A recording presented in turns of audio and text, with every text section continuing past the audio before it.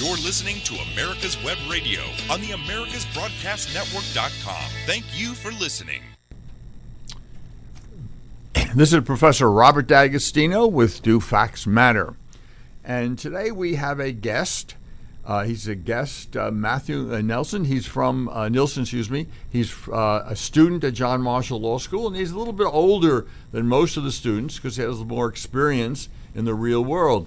And we're going to ask him about his initial experiences and his experience as an undergraduate.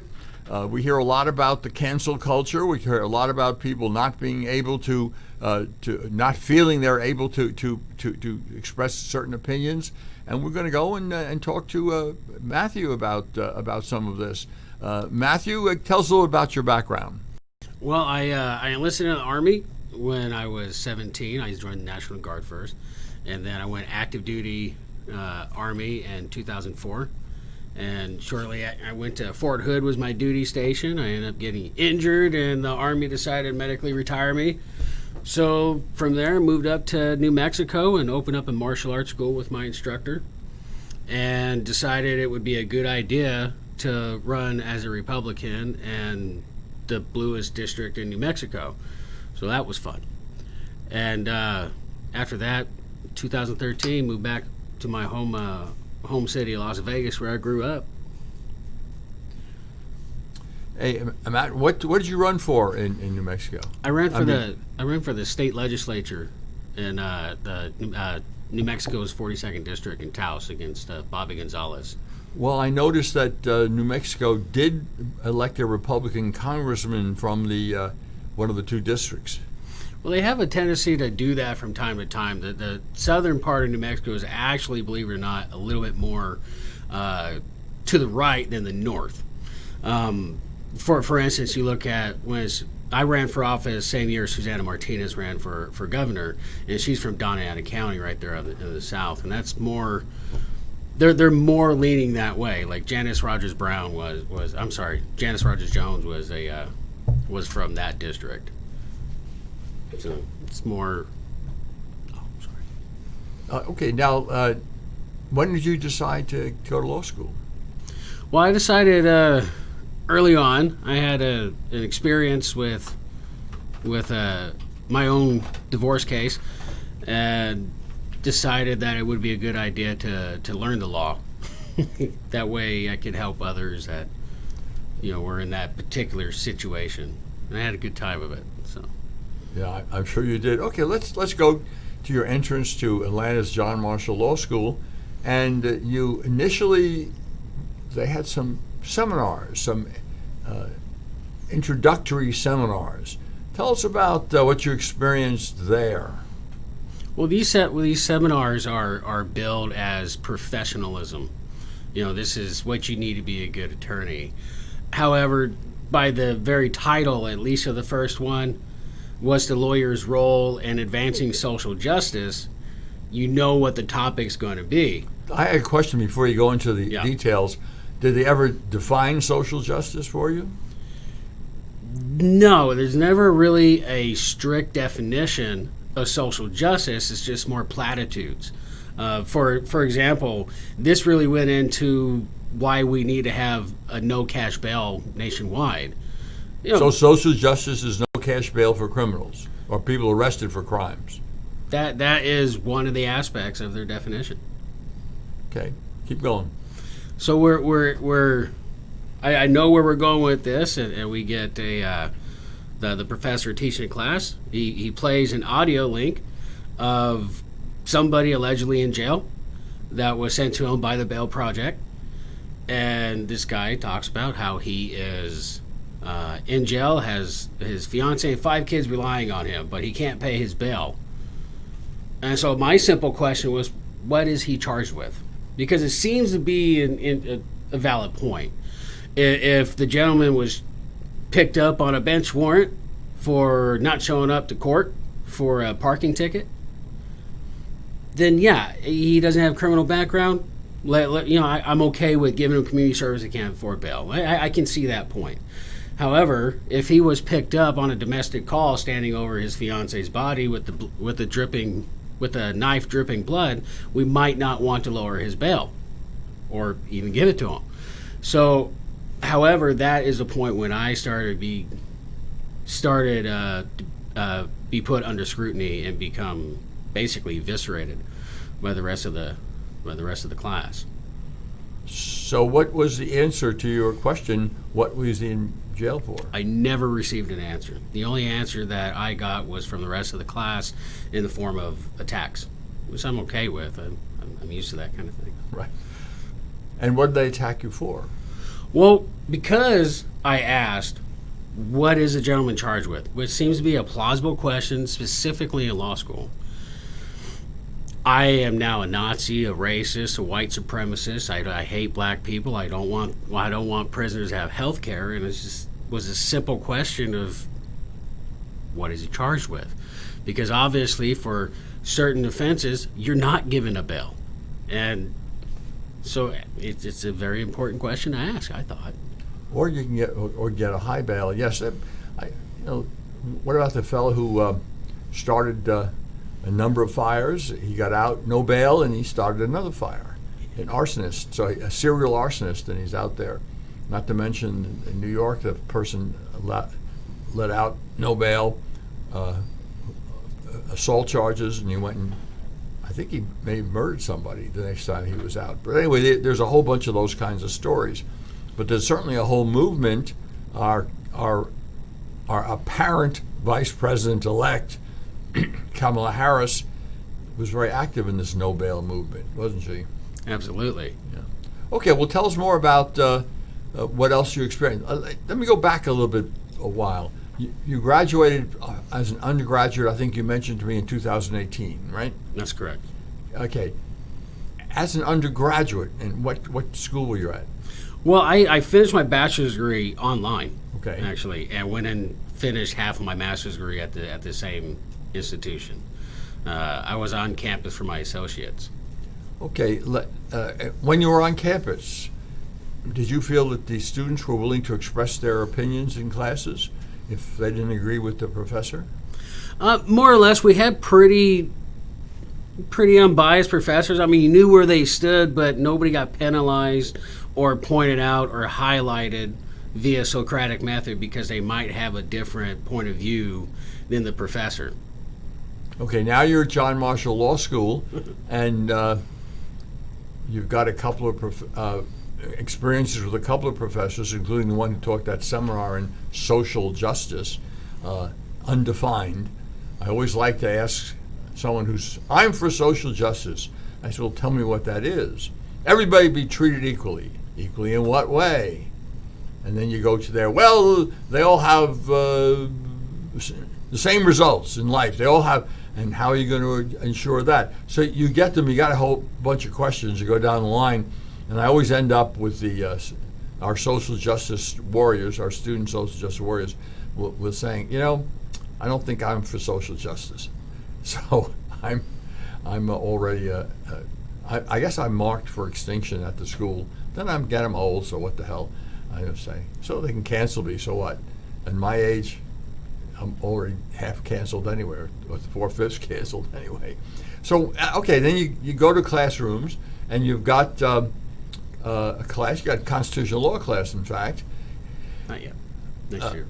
Or you have well, that's even more interesting. You don't have a constitutional law class, which is really a political class anyway, because constitutional law doesn't have much to do with the Constitution.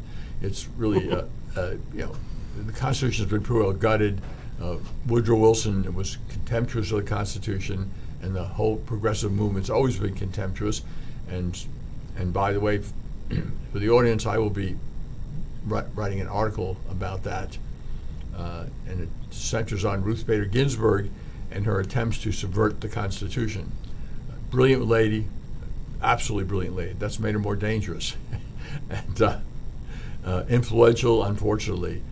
And she did everything she can in the later part of her service on the Supreme Court to subvert what was left of the Constitution.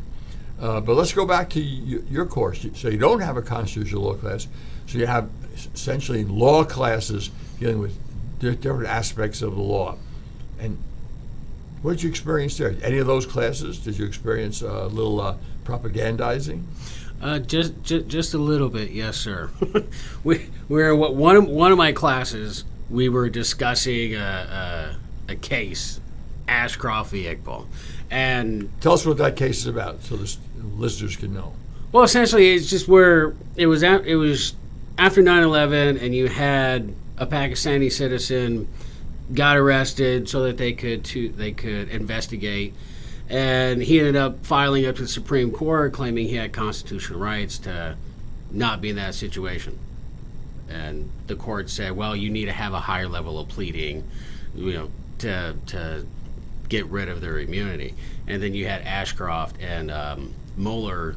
Ashcroft was the Attorney General at that time. Yes, go ahead. And then you have Mueller also. They were able to withdraw themselves or have their part of their case dismissed. Well, what was this Pakistani? Was he a Pakistani citizen or a U.S. citizen? He was a Pakistani citizen. And what was his contention? He was saying that the only reason he was arrested is because he was Muslim, and that was it. Just based off of age or based off of his race and religion. Although Muslim's not a race, but same thing. Okay. I just wanted to clarify that for the audience. But go ahead, tell us about what happened in class. So we're in the class, and there's been veiled revealing, which seems to be an oxymoron like military intelligence, of how this particular professor felt and viewed the world and viewed the Constitution. But this is when it really came out, when she started talking about how the gentleman was arrested merely for looking like he was Muslim. She went to one white student and asked, was your family arrested? And he said, no. And then went to the next white student, well, was your family arrested? No. And then she went to a black student and said, well, do you think that your family would be in danger of being arrested? And you notice the difference in the question. Was your family arrested versus would your family be at risk of being arrested? And of course, he responded, well, not maybe if they joined the Brotherhood, converted to the Brotherhood, which of course is the Muslim Brotherhood. And then that's kind of like where it went along those lines. Well, she was getting her point across, I suppose.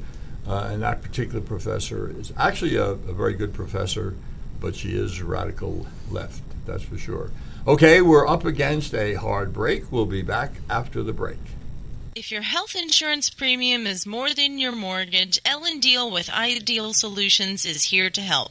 Whether you're a small business owner, individual, family, or baby boomer, email maga45cag@gmail.com and I'll respond with 3 easy questions to help you determine if you can get away from Obamacare. As a 20-year veteran of the insurance industry, I'm here to help with all your insurance needs. Email Ellen Deal at maga45cag@gmail.com.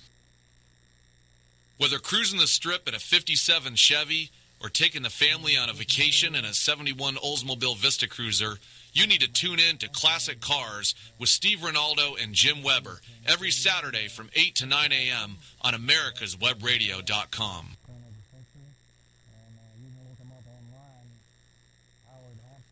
Ladies and gentlemen, boys and girls of all ages, I am Roger B., host of the Locked and Loaded Show on America's Web Radio. Be sure to join us live every Tuesday at 1500 hours for the latest in gun news, gun products, gun politics, and other gun-related stuff. That's Tuesday, 1500 hours, America's Web Radio.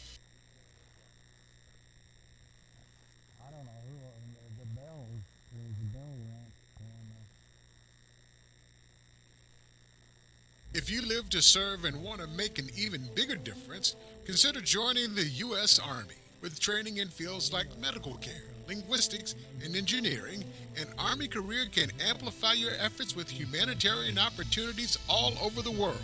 Plus, you'll receive competitive pay and incredible benefits, so you'll be taken care of, too. Learn more at GoArmy.com.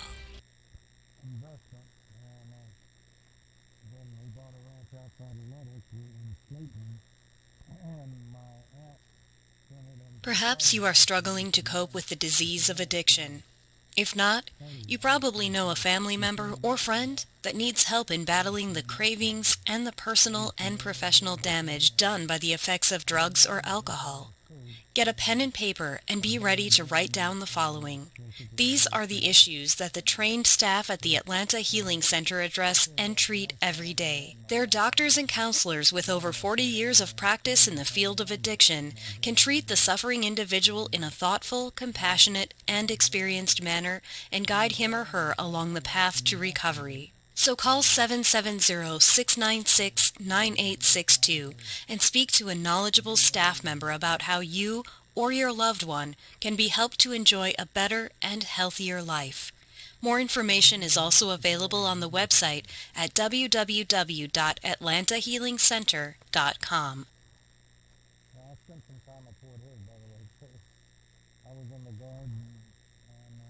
You're listening to America's Web Radio on the AmericasBroadcastNetwork.com. Thank you for listening. This is Professor Robert D'Agostino back with Do Facts Matter, and I'm here with my guest, who's a first-year student at Atlanta's John Marshall Law School, Matthew Nielson.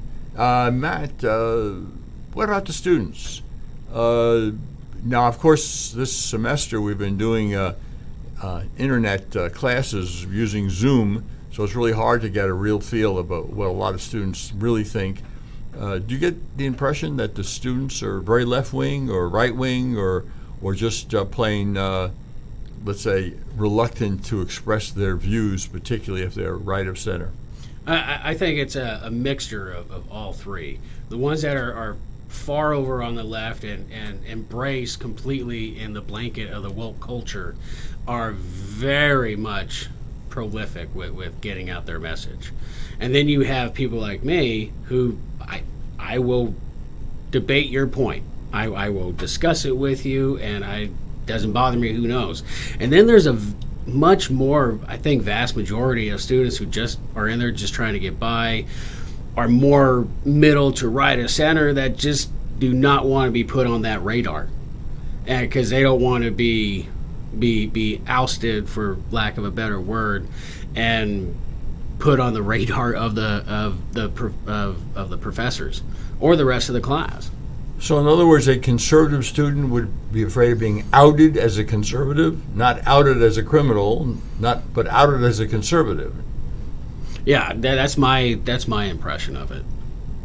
And I've had a couple conversations just like that, along that lines. Like, hey, I agree with you. I agree with your points, but it's not accepted, especially in law school, and I got to keep it to myself, or else I might find myself in trouble and at the end of the pitchforks of the left that's in our class. Okay. Well, that's interesting.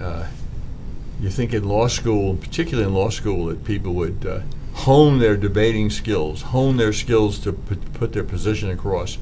Yet we see that's it's not happening, is it? No, it's not. And yeah, you're absolutely right. We're training to be like you, sir, to be into a profession that's completely adversarial, where we will one day have to be in court.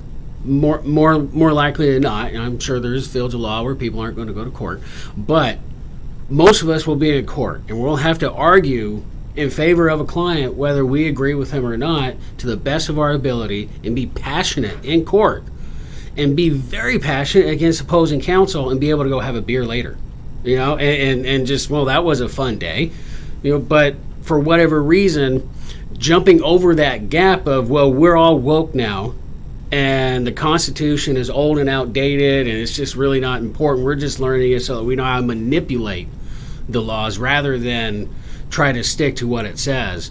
So we're just going to cut off all debate.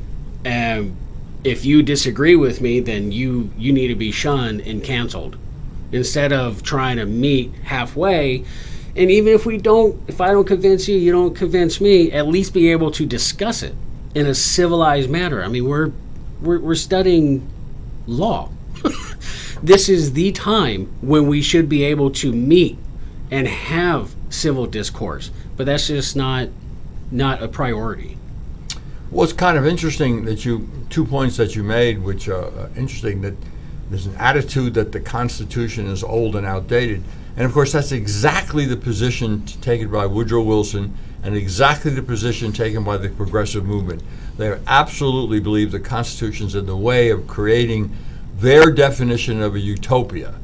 And the Constitution has to go. And to a large extent, if you take a look at what's happened to constitutional norms, particularly under Franklin Roosevelt, Lyndon Johnson, and Barack Obama, the Constitution has been subverted.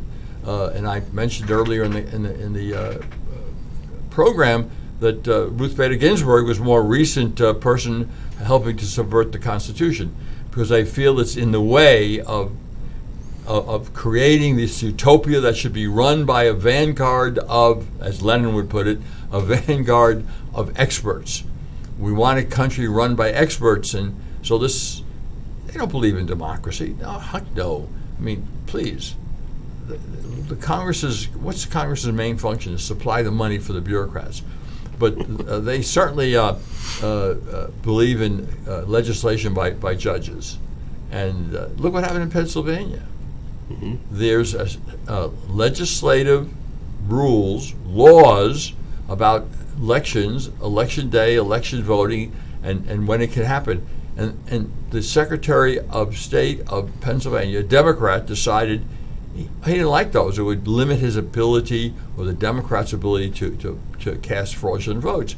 So he went to court and got some yo-yo judge on the Pennsylvania Supreme Court to say, oh, well, because of COVID-19, that makes the law unconstitutional, and therefore, Secretary of State, you can do whatever you want. You have all these mail-in ballots, you can count them, you can keep counting them until Biden wins the state. That was essentially what the opinion was. Yeah, I don't think there's any question that on the law, those ballots have to be thrown out, and I think that Trump will end up taking Pennsylvania. But of course, unfortunately, will not give him the election. With Arizona going Democrat, going for Biden, and Georgia, of all places, going for Biden, there's no way that Trump can win. I don't think he could overturn the results in Wisconsin or Michigan, even though they have this wacky software problem that seems to be, if they can prove the software was that was used all through Pennsylvania and Michigan and Wisconsin, if they could show that the software was fixed as to change votes from Trump to Biden, and they have shown that in one of the districts where it was used, 6,000 votes. If they could show that that was systemic, that'd be interesting for the election. But as far as, look, the Democrats always commit election fraud. I mean, that's part of their history. I can remember back in Woody Jenkins running for senator from Louisiana, and he won that race, and the Democrats stole it. And the Republicans, who controlled the Senate and did not have to seat the Democrat. They could have sent it back for another vote, or they could have told Woody Jenkins to take the seat. And Woody Jenkins had plenty of evidence of voter fraud, including people who voted eight times and were paid to do so. And the Republicans said, oh, we can't do that. The winner of this race, the declared winner, is a woman. We can't be seen not to seat a woman. Typical Republican cowardice, political cowardice. I always say, what do you say about the Republican Party? As a party, individuals are different, some individuals. But as a party, it's politically stupid. Well, I'm not sure exactly who quoted it. I think it was probably John Solomon. But what's really obvious about the parties is Republicans seem to be content to hold office while Democrats hold power. And one thing that you got to recognize and you got to take note of and kind of respect about the Democrat Party, which is probably the only thing I respect about them, is their ability to try to fight together. This last cycle has really kind of developed a brewing civil war between them, which I love to watch them eat their own. But if there was one Democrat in the House and one Democrat in the Senate and everybody else was Republican, they would fight so hard they would still get their agenda passed, because Republicans, especially the establishment ones, are so afraid of those buzzwords of you're a racist, you hate women, you're a homophobe, and just to prove that they're not like that, they will go along with the vote. And I think that's really that's a main issue when dealing with them. You know, you mentioned about eating their own. The left always eats its own eventually, because Absolutely. utopia can never be achieved. So it's always have to keep destroying what's been built in the hopes that the next destruction will then allow a utopian system to arise. So they're always eating their own. They're always doing that. Anyone can see what happened in the French Revolution, see what happened in Soviet Russia under Lenin and Stalin, see what happened in China under Mao, the Great Leap Forward, the Cultural Revolution, eating one's own. And Lenin made that really plain, that the solution in Lenin for reformers, when someone said, well, you know, maybe we can't get everything we want, let's reform this, let's solve this problem, let's compromise with this. And Lenin clearly said the way to deal with reformers is to shoot them. It's all or nothing. And I guess the great socialist Bernstein, who went to England and came back from England and said, oh, you know, there are reforms. The capitalist system's reforming itself in England. We need to take a look at that. And he was, of course, viciously attacked by Lenin for those views. And of course, when he made those views, he was attacked by Marx and Engels. And then, of course, Lenin rejected those views later on. But Marx and Engels attacked him for his views that capitalism could be reformed. But the left always eats itself. And the left always ends up the same way. Ordinary people suffer. There is no left-wing utopian movement anywhere that has ever helped ordinary folks. Look what's happened to the people in Venezuela. Absolutely. Yep. And in fact, America's Web Radio has a good show on Venezuela, so I urge listeners to access that show. You can access it in Spanish or in English. Is that right, David? Right.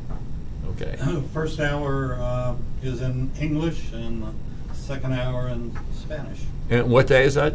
It's on. It's yesterday, as a matter of fact, at 1 o'clock and 2 o'clock. Okay. So those interested in what's going on in Venezuela may want to take that, because our mainstream media seems to have a blackout on what's going on in Venezuela. It's amazing. I think I mentioned this to you the other day when we were talking.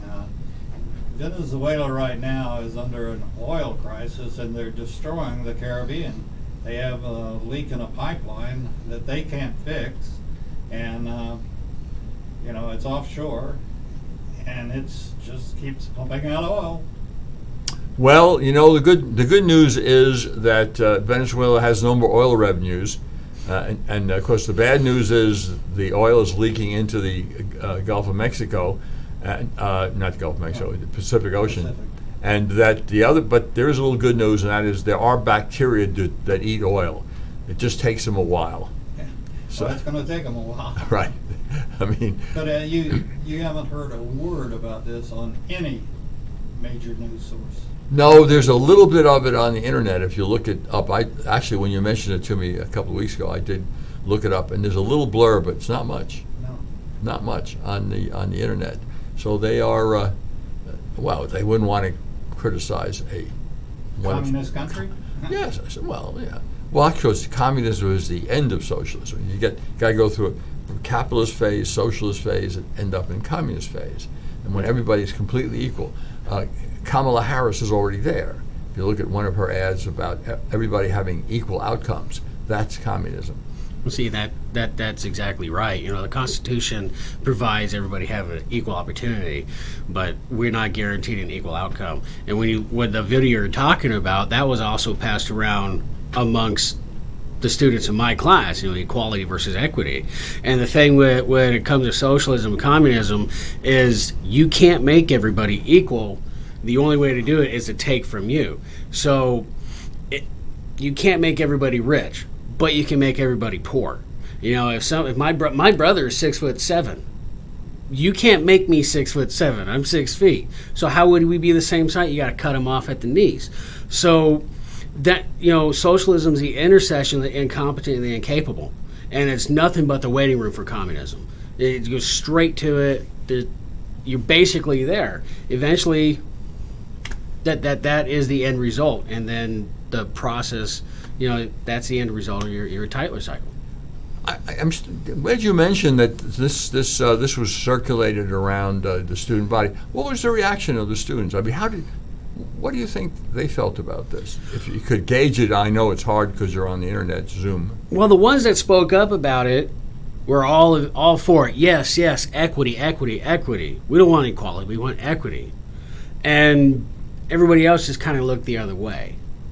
And I think that's part of the problem with our side is a lot of people don't want to express their views because they know where law school has generally gone in the last 20 years.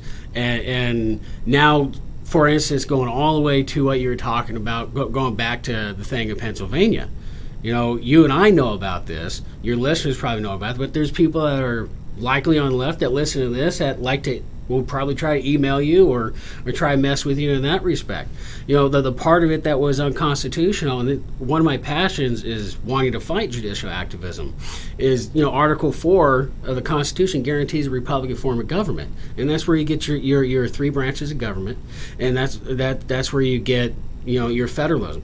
And by the Pennsylvania Supreme Court rewriting that law, they violated they violated Article 4. Not to mention, by not being able to get it through the legislature, the governor tried to do it and had the Secretary of State do it, and they went to court, and it was a 5-4. It was a 5-4 ruling, and now it's in limbo. And I think it's an obvious case, regardless of what side you're on, of judicial activism. Because today it's a decision they like. Tomorrow it might be a decision I like. Not even looking at the law, but because I play golf with the judge or something, and he likes my politics. Well, I think the Supreme Court has long since become a political institution, and that's why I say we have a 5-4 court, not 6-3. Yeah, it's that's not going to change. It's very hard for people to give up power. And the Supreme Court has assumed power over the years and have not been opposed by Congress. Mm-hmm. Under the Constitution, we don't have three separate equal branches. The Congress, the legislative branch, is actually the dominant branch if they will use their power, right, which of course they don't do.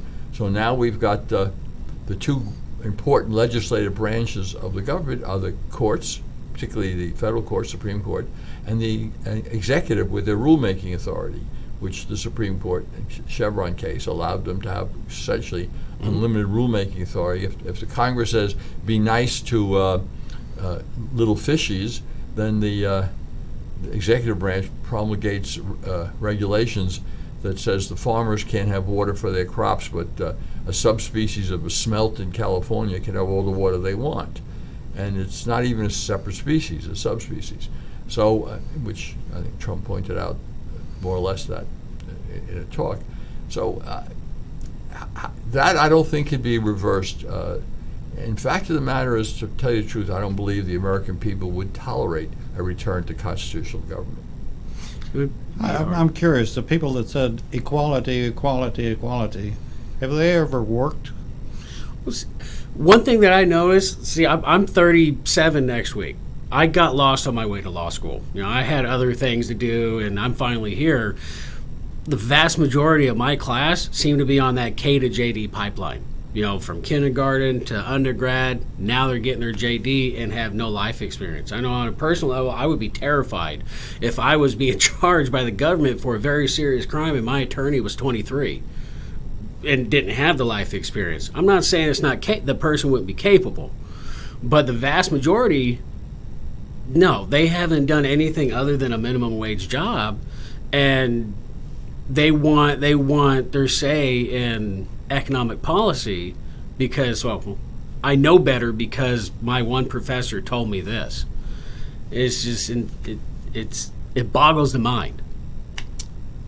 You know, it's kind of interesting because I had an interesting experience in my seminar, and I was talking about the fact that during the pandemic, something like $300 to $500 billion was shifted up to people already very wealthy, and that came from the people who weren't of modest means. And I said, you know, we have this huge deficit, and we're increasing the federal debt completely. And I said, what about a law about the federal debt that says any individual or any institution with over $20 billion in wealth, and that includes, let's say, we'd take George Soros, who has 3 or 4 different open society foundations, which he controls. So you'd aggregate all that. You'd aggregate Bill Gates with the Gates Foundation. But and Harvard, Harvard endowment would qualify. If you're over $20 billion in wealth, then as a one-shot tax deal to reduce the federal debt, not the deficit, budget deficit, but the federal debt, what about a tax, 12% tax? So Jeff Bezos, who has $200 billion, would the first $20 billion is sheltered and has $180 billion, and he had to do as a tax 12% of that, let's say. So we're talking about 14 or so billion bucks. So you can raise an awful lot of money. 20 billion is the value of the Ford Foundation, which has been around a long time. So I said we shelter that. But Harvard's got a $40 billion foundation. Maybe they would have to get rid of one of their associate deans for diversity or something to save the money, who they pay $400,000 a year for. And I raised that issue with the court, with the class, about doing this. And interesting, I got a lot of pushback. No, these people have their money. I was absolutely stunned because I did not believe my class to be particularly conservative in terms of political outlook, but they really did push back on this idea of a kind of a variation of tax on wealth in a more sensible way of doing it as a one-shot deal, and just to reduce the federal debt. I got to think through it again after the class. Really, a couple of people supported that in the class, but the most people who spoke did not support that. And I got non-support from people that I thought were politically quite to the left.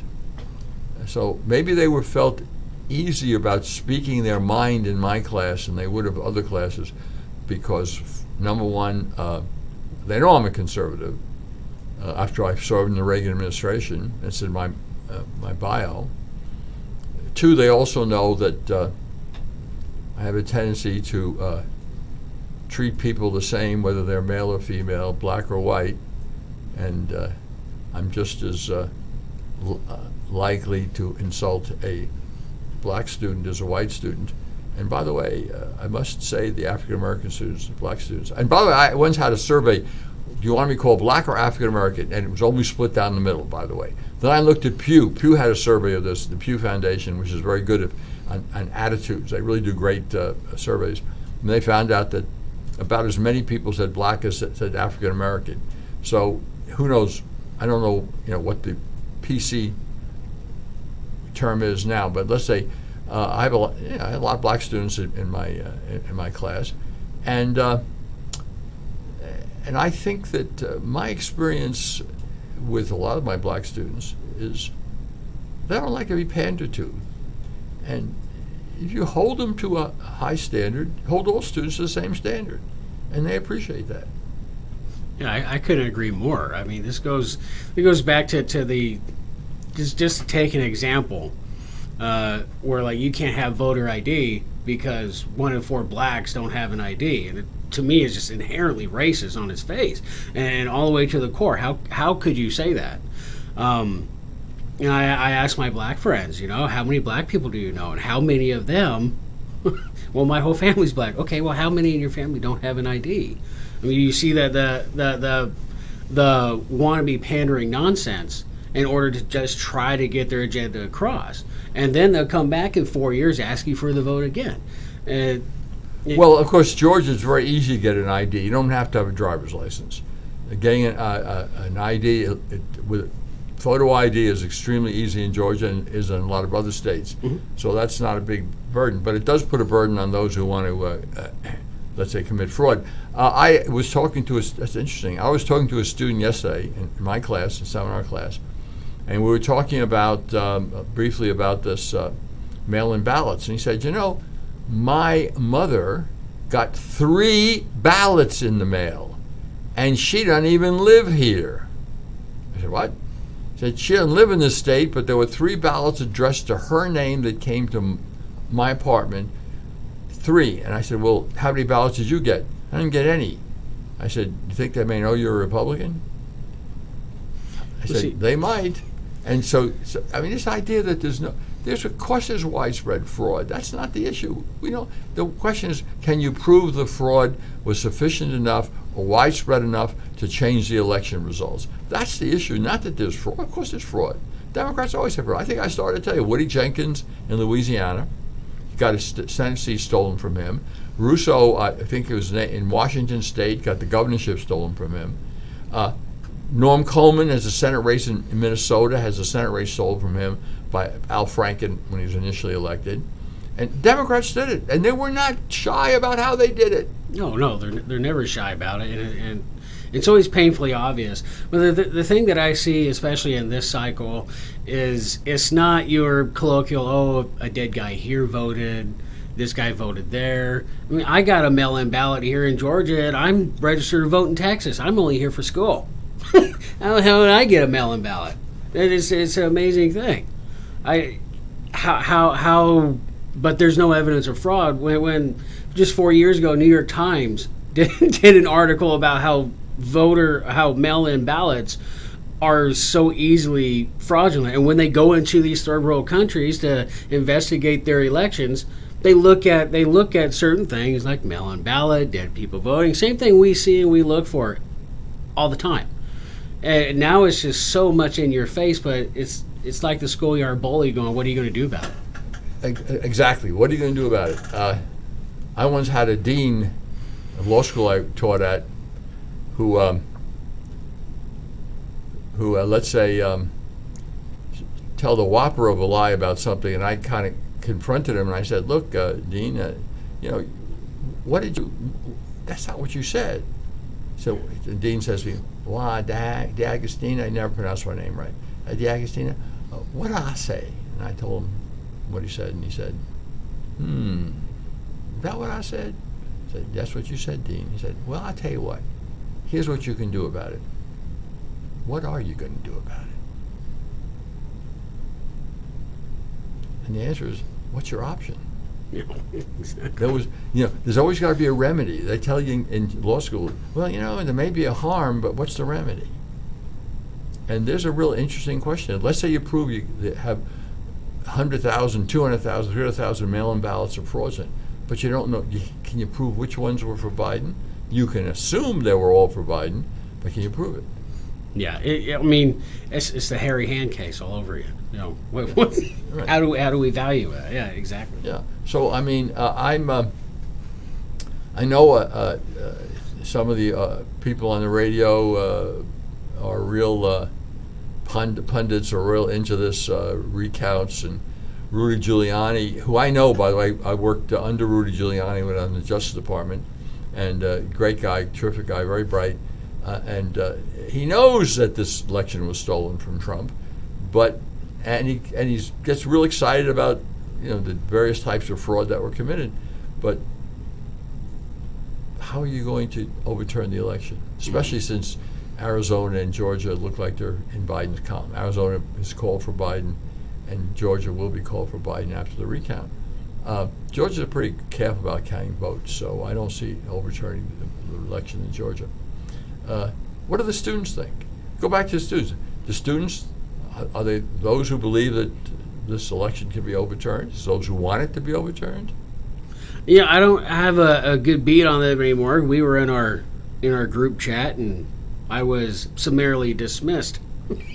So I don't. But I have one person I talked to at law school, and this person told me, yeah, they are more than jovial about how this is going, and they're so proud for Georgia for doing this. And, you know, it would take somebody who is, here's a law school term, and a term of art, where you have to be willfully blind to not see what was going on here. You know, I went to bed on election night going, wow, 700,000 votes up. Okay, we're cool. Wake up the next day, where did 650,000 votes come from? Yeah. What is that? You know, so I mean, it's obvious. And the same kind of thing that happened with judicial activism in Pennsylvania happened in Arizona as well. The same thing happened, but this was back a couple months ago. So I know there's a case that was filed there. But like you said, like I said, you know, what are you going to do about it? What are you going to do about it? You know, and we know fraud is not the easiest thing to prove, especially when it comes to election fraud. I mean, if that thing is already open and counted, right? Which one is it? I think one thing that definitely needs to be looked at is, you know, there's obviously times when there's a split ticket, but when you have 450,000 ballots for one person on their mark and that's it kind of raises an eyebrow. Well, it's tough to you know, fill out 50,000 ballots fraudulently and go down ballot also.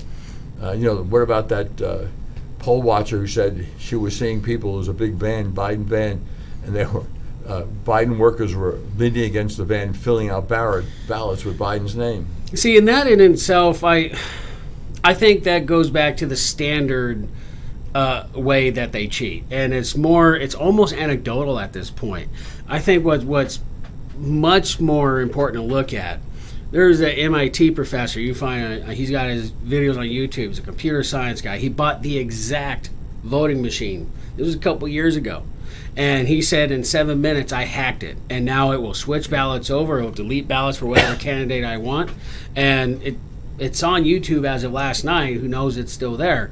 And the thing to look at is in these 4 locations, counting stopped. It just stopped. And then it got picked up again a couple hours later. And I don't know when that's ever happened before. And if you sit there and you have 7 minutes to do that, not to mention there was a poll watcher here in Atlanta said he noticed the voting machine was connected to the internet. Well, why is it connected to the internet?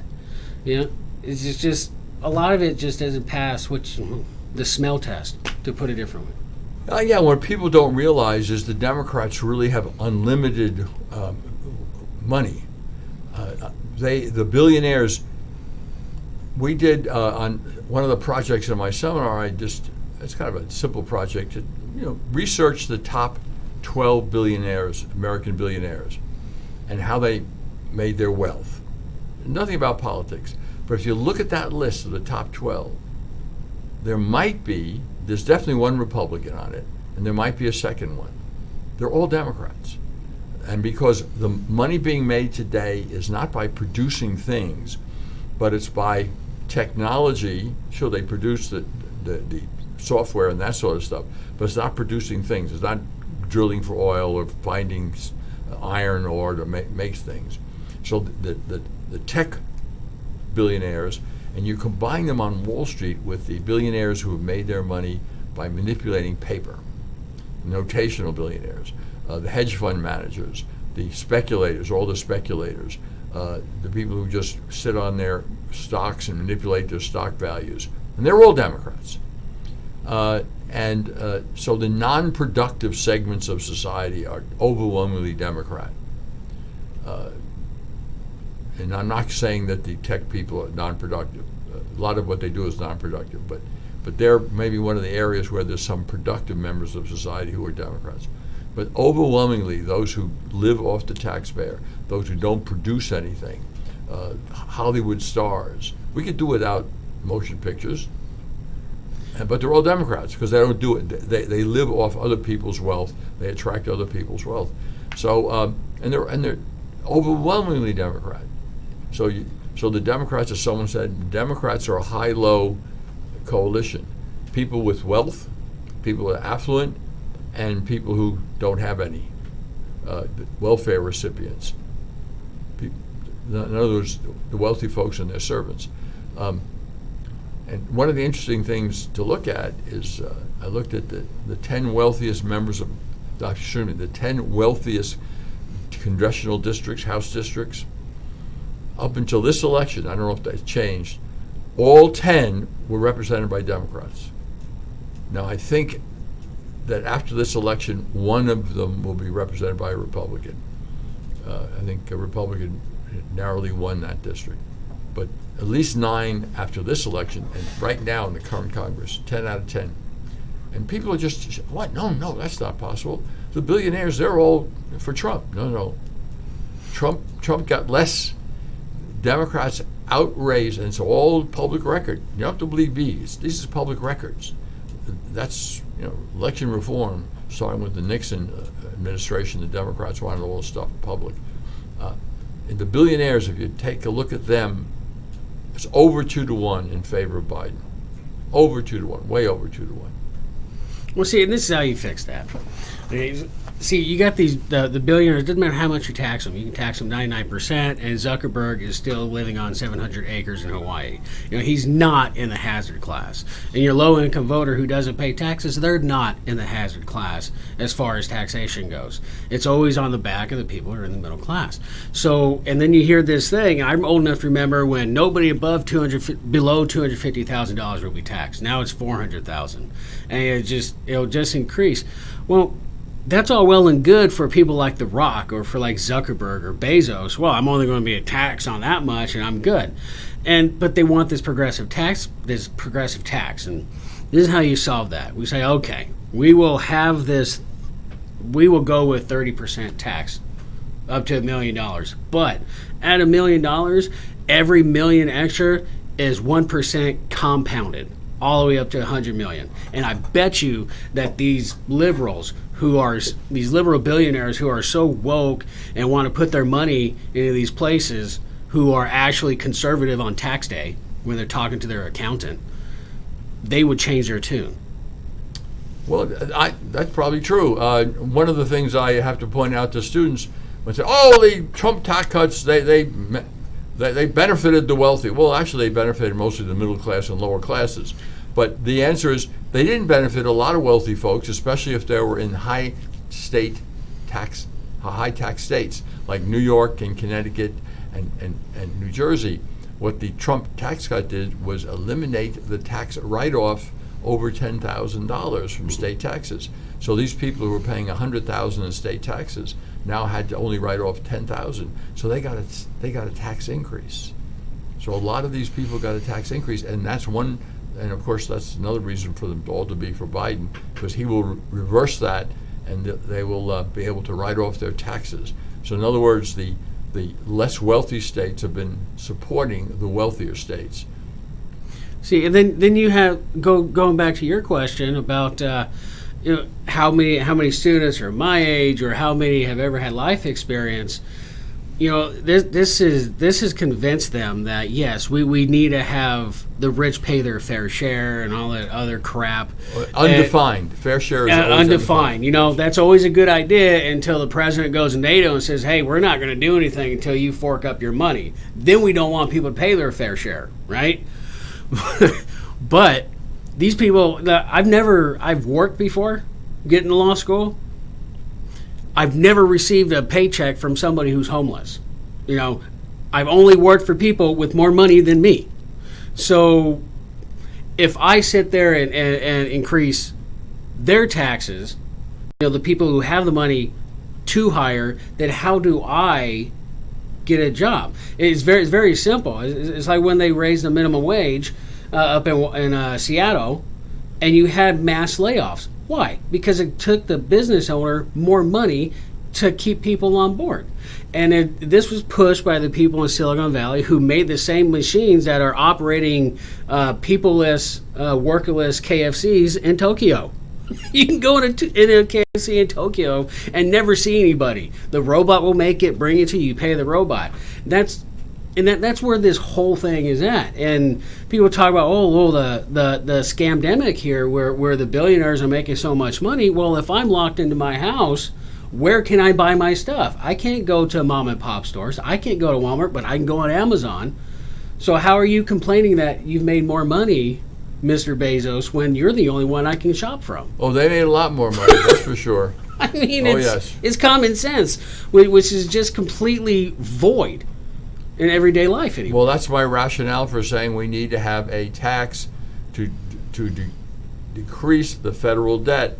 And those who are paying it would be a lot of those who benefited tremendously by the pandemic, although not everyone. I mean, but what does Harvard need a $40 billion endowment fund to pay an army of administrators? I mean, look, ever since the federal government got into helping students, right? This is in the 1960s, the rate and tuition increase is 4 times the rate of inflation. 4 times the rate of inflation. Alice Rivlin, who was the architect of these federal Pell Grants and federal aid to education to students, on her deathbed, she was asked what she thought about her, what she had done, and she said, "I helped create a monster." She knew who was benefited by the tremendous increase in tuition. A huge number of administrators, new buildings all over the place, professors who have lighter workloads. It is considered, in law school, if you teach more than 6 hours a week, it's considered, excessive. 6 hours a week in the classroom, and when a school says, well, you got to teach 9 hours, although one of your courses can be a double, one evening, one day section of the same course, so 2 preparations, and that's considered oppressive. Where have we gone? When I first started, my first job as a professor was at Delaware Law School. It was part of Widening University now. And I was assigned 9 hours a semester. 2 preparations, an evening and day on one required course, and then an elective for my 3rd course, same thing the next semester. I thought I was a clover. I said, this is the easiest thing I've ever done. All I have to do is sit and do research all day, know what I'm talking about, and go to a classroom and appear in front of a bunch of students who only have a vague idea if I know what I'm talking about or not. And I thought it was fantastic. Now I teach 6 hours a week. Why? If times are tough in terms of education because of the pandemic, why am I not teaching 9 hours a week? Why am I not teaching a day and evening of the same section? But I'm not. I don't want to look a gift horse in the mouth, but it's. Let me just say this. I was dean of this law school, John Marshall Law School, for 5 years, and we taught 9 hours a week. Three sections. 2 preparations, three sections. And I don't understand why we decided to reduce it, except pressure from the ABA section on legal education, which is don't get me started on them. Okay, I thank you very much, Matthew, for appearing on this show. I should say appearing, but for participating in this show. And at that point, it's over. Be back next week. You're listening to America's Web Radio on the AmericasBroadcastNetwork.com. Thank you for listening. Hey, folks, this is